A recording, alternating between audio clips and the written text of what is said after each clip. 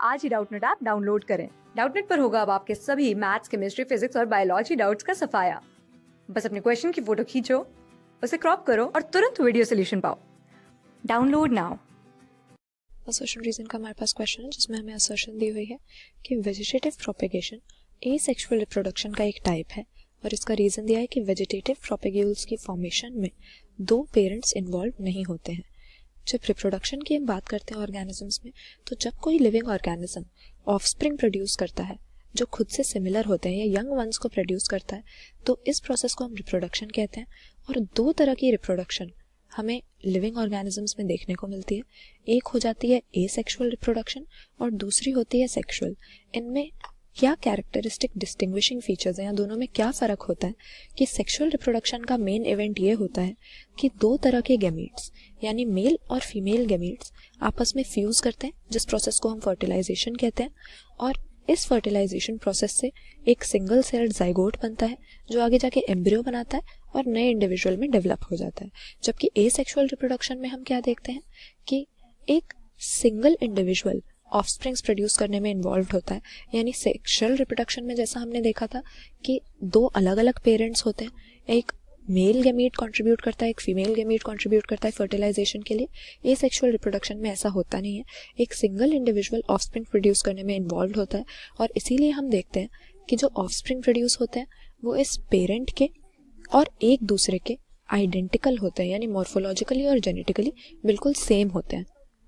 तो ये सही बात है कि वेजिटेटिव प्रोपेगेशन जो है ये एक तरह की एसेक्सुअल रिप्रोडक्शन है।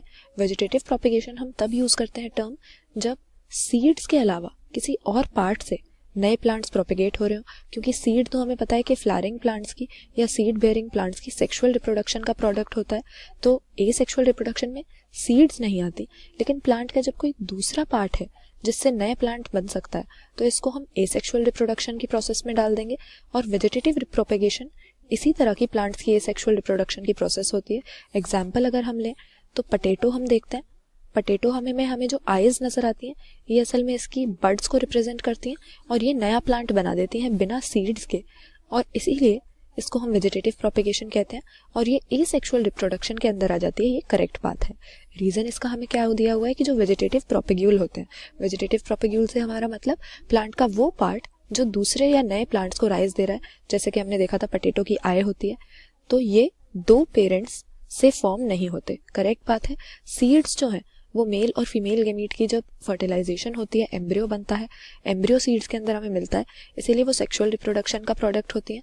लेकिन अगर हम पटेटो की आय की बात करें या दूसरे वेजिटेटिव प्रोपेग्यूल्स की बात करें जिसमें कई तरह के स्ट्रक्चर्स आ जाते हैं, जिंजर की बात करें तो राइजोम होता है, उसी तरह से वाटर हाइसिंथ में ऑफसेट होता है, लीव्स के थ्रू भी वेजिटेटिव प्रोपेगेशन होती है। तो ये प्लांट के वेजिटेटिव पार्ट्स हैं, सेक्सुअल या रिप्रोडक्टिव ऑर्गन्स नहीं है, और इनको बनाने में दो पेरेंट्स इन्वॉल्व नहीं होते या सेक्सुअल रिप्रोडक्शन से ये नहीं बनते हैं।